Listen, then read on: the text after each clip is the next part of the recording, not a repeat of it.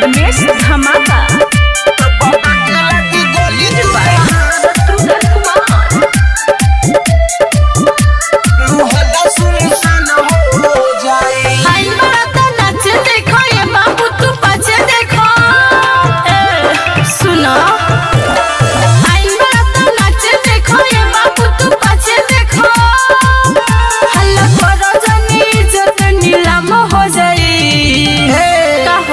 जब दागे लगी गोली तुरहान मुहल्ला सुनसान हो जाई। हो जब दागे लगी गोली तुरहान मुहल्ला सुनसान हो जाई। मुहल्ला सुनसान हो जाई। डीजे अरमान, डीजे अरमान।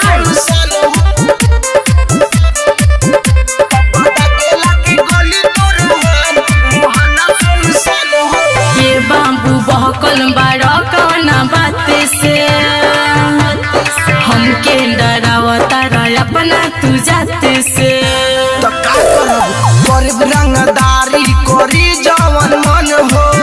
का करब धक से उड़ा देब बोली जवन हो।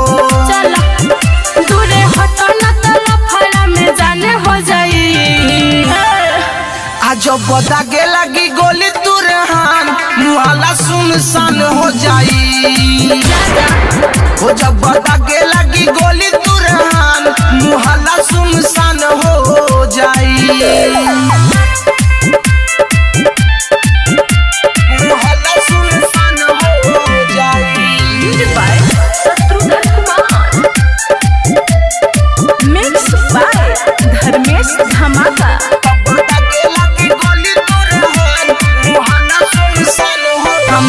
से राजा तू भीरी सटाना बुझलो राइटर अमर जीते दूरे हटाना। हम रंगदारे हो का करब ए गोरी ऐसन क देब तो हरदासा।